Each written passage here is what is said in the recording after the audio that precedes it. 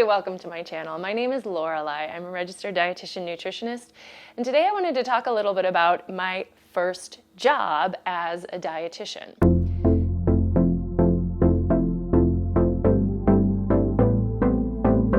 Technically, my first job as a dietitian was with a gym that I had been working with as a yoga instructor, and they kind of brought me on as their resident dietitian, so I was available for consultations or I guess nutrition counseling for anyone who wanted it.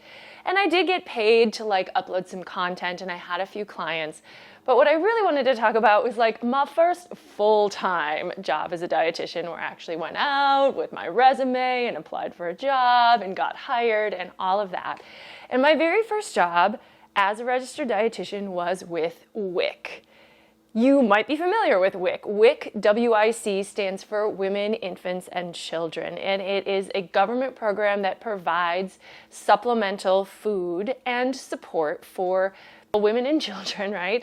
So women who are pregnant, who are breastfeeding, or who have children up to the age of 5, and then those infants and children up to the age of 5. They provide food and other services for them. If you are a dietitian, or if you were studying to be a dietitian, you're probably pretty familiar with this program.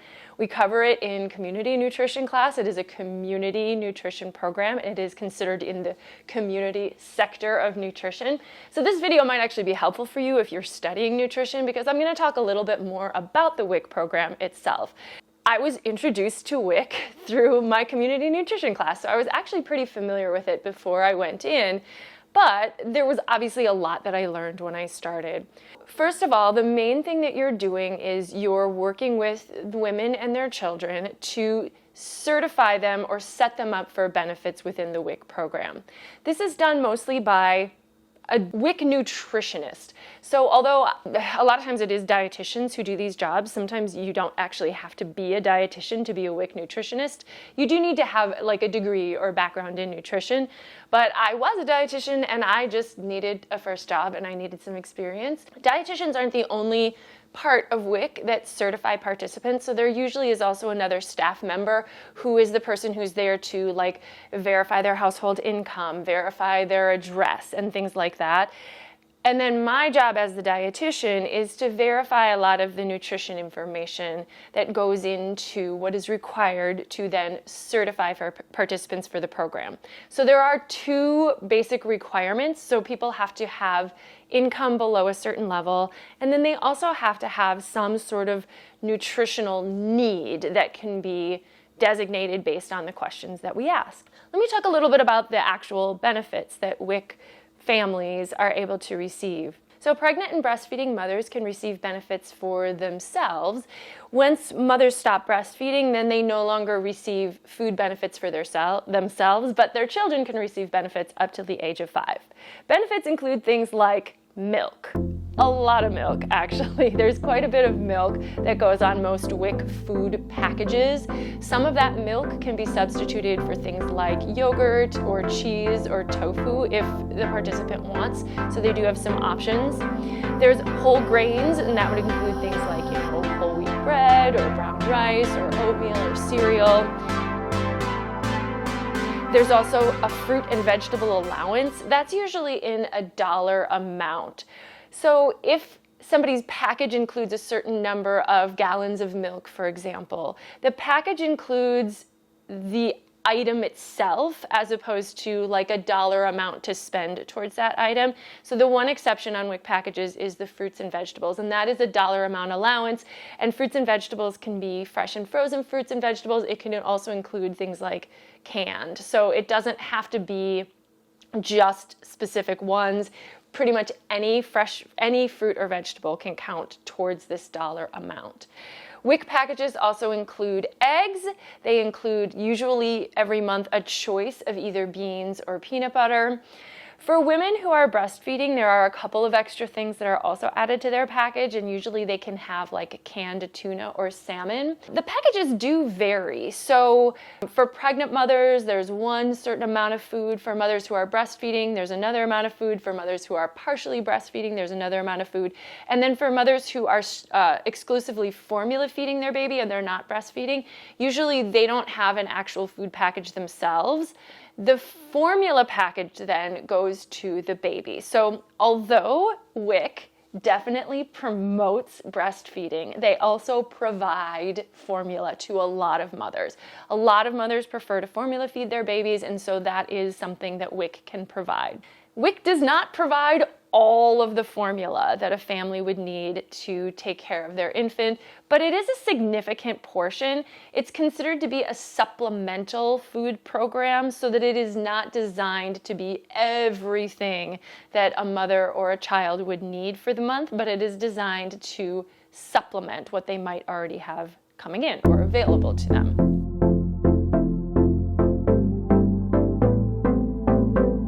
Benefits are issued every month. It used to be that a lot of WIC benefits were done via like coupons, so it would actually be an exchange. Like you would give a coupon for milk, or you would give a coupon for eggs, and then in exchange you would get your milk or eggs. Nowadays, at least in Illinois, it's generally done on just like a little card, which is a lot easier. So those benefits basically are loaded onto a card at the beginning of every month, and so then when you go to the grocery store and go to checkout, you can just swipe that card and the benefits will be deducted from the card every single month. WIC participants do need to check in every 3 months with their WIC office to make sure that those benefits remain in good standing. Participants are certified for 1 year at a time, and then in the middle of that year, usually there's like a midpoint certification as well. Twice a year, they are supposed to come in or have a full appointment, which is either a recertification, which is generally done around the birth date of the child, although that does vary because sometimes families have more than one child, and so then you try to coincide their appointments, and then in the middle of the year as well. And then usually between those two appointments, there's another appointment that's designed just for an education where they might speak to someone over the phone, or actually there are some online educations that they can do. And these are generally nutrition education. So in addition to going through all of the computer screens that I had to fill out to certify and set up a participant for the program, there was also an opportunity to provide mothers and their children with some nutrition education. And this is something that can be really useful, especially like if a woman is pregnant and she has concerns about how to eat. If some women are like iron deficient, and that can happen during pregnancy, and we can help talk about that. For women who have babies that are starting to get ready to eat solid food at about 6 months, we can talk to them about introducing new foods. Or when baby reaches a year, what kind of foods do they need? Can we transition from formula to regular milk? And so there's a lot of these transitional periods that can be really helpful for those mothers to have a chance to discuss with a dietitian or a nutritionist at that time. One of the philosophies that the WIC program does promote, at least where I was working, is the Ellen Sattler philosophy of feeding children. I actually think this is really beneficial, and I definitely heard from some WIC moms that this had really worked for them.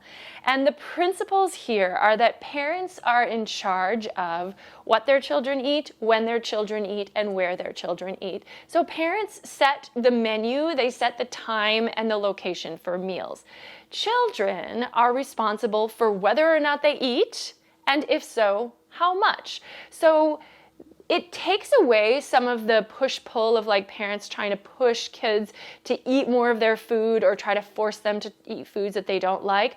But it also takes away that feeling that parents sometimes have that they have to come up with new foods for their child to like if they don't serve them the ones that children say that they like. So really the idea is you should be able to feed your child, obviously not an infant child, but like as your child grows, the families should be able to eat the same foods. The parents choose a healthy, balanced meal for the children to eat. And then if a child has a food in front of them that they just choose not to eat, that is the child's choice. Usually when parents expose children to foods over and over again, children will get used to them and eventually they will try them. Some things they'll like, some things they don't like. I mean, that's true for all of us. But the goal is to kind of stop that fight at the table of, eat this or trying to create it as a you get a reward if you eat, or there's a punishment if you don't eat. And it also does keep parents from having to be like, oh no, my child didn't eat their broccoli. I have to make them something completely different than what the family is already eating. Children will eat when they're hungry, as long as they feel like it's a safe situation and a safe setting where they don't feel like they're, being pushed or forced, or there's too much emotional drama around eating in the home. That's the philosophy that we do try to promote with WIC, and I definitely heard from parents that it was effective in their homes, even with kids who initially started out seeming like very picky eaters.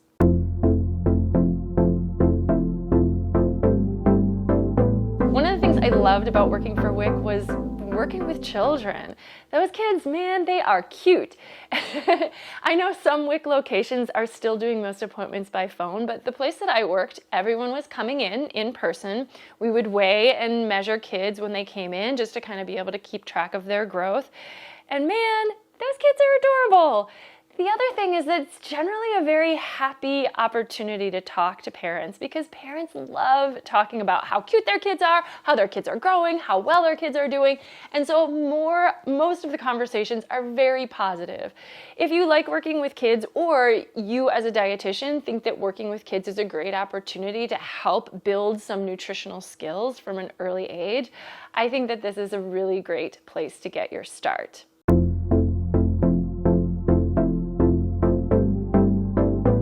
Some of the things I didn't care for about working for WIC were, well, it's not a very well-paid job. And I think that's pretty standard across the country. So you can find WIC pretty much in every city in the country, just because it is such a well-established program. But because it is a community program, it's, it's basically a government assistance program. They're funded, but they're not funded to be able to pay competitive salaries. So a lot of people who go to WIC as a starting job, that is what it is. And they'll stay there as long as they can, if they can afford to do it. Or maybe they will move up to being a supervisor or a manager or something like that within the organization.